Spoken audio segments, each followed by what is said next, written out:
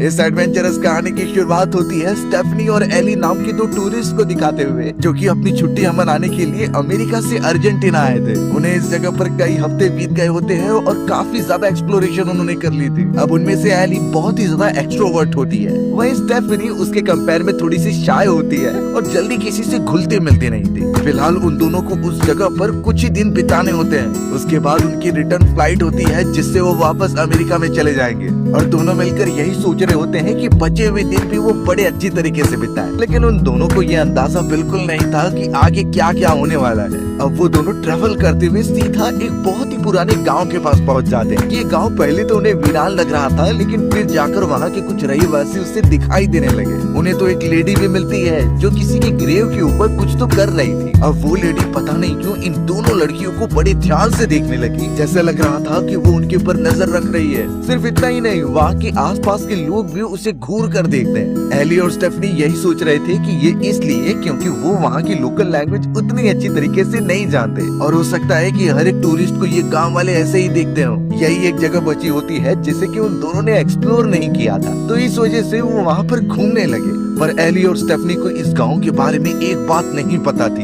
Actual में गांव के अंदर हाल ही में इतने सारी लड़कियों की किडनैपिंग हुई है और कहा जाता है कि वो सब इतनी बुरी तरीके से गायब हो जाती कि उनकी डेड बॉडीज भी नहीं मिलती। किन्हीं लोगों का कहना है कि गांव वाले किसी आत्मा की पूजा करते हैं और उन्हें खुश करने के लिए इतने सारे मासूम लड़कियों और नौजवानों की बलि दी जाती थी। पर इन चीजों पर कोई विश्वास करता था तो कोई नहीं करता था। फिलहाल एली और स्टेफनी उस जगह पर मौजूद होटल के अंदर चले जाते हैं ताकि वो एक रात यहाँ पर गुजारें और अगले दिन एयरपोर्ट के लिए निकल पड़े, क्योंकि उनकी फ्लाइट भी थी। अब दोनों जैसे तैसे होटल के रिसेप्शन के पास पहुँचते हैं और एक रात के लिए रूम ले लेते हैं। अब होटल के अंदर एक आदमी जो कि चाबी लेकर उन्हें रूम दिखाने जाता है, वो भी दोनों को बड़ी अजीब तरीके से देख रहा था। अब ये चीजें क्या है ये तो थोड़ी देर में पता चलेगा। एली और स्टेफनी तुरंत ही रूम के अंदर फ्रेश होने चले जाते हैं और फिर वहाँ से पास ही वाले एक नाइट क्लब में आ गए थे। दोनों साथ में बहुत ज्यादा मजे करते हैं और खास करके एली जो ड्रिंक करते जा रही थी वो तो पूरी तरीके से नशे में हो जाती है। वहीं स्टेफनी एकदम शांत बैठी हुई थी, जैसे उसे कोई दोस्त बनाने ही नहीं है। एली को तो वहाँ मौजूद एक लोकल लड़का अफेक्शन दिखाता है, जिसकी तरफ वो अट्रैक्ट होती चली गई। वो तो सीधा उसके साथ जाकर फ्लर्ट करने लगी होती है और वो लड़का भी बिल्कुल चांस नहीं छोड़ रहा था।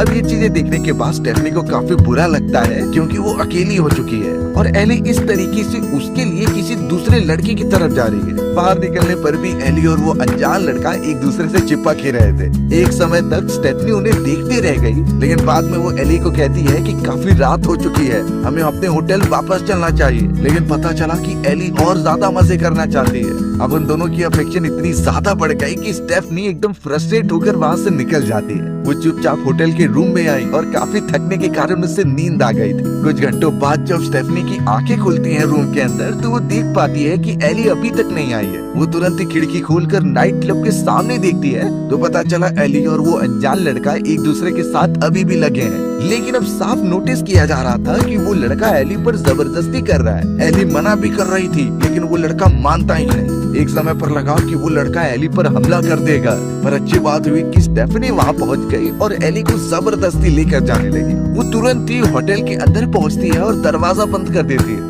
पता चला कि वो अनजान लड़का दरवाजा ठोक रहा था और उसे तोड़ने की भी कोशिश करता है। पर कुछ देर बाद वहाँ एक और आदमी आता है जो उस लड़के का इस तरीके का बिहेवियर देखकर उसे मारने लगा। वो तो उसे अच्छा लेसन सिखाता है, जिससे शायद अब वो लड़का वापस नहीं आएगा।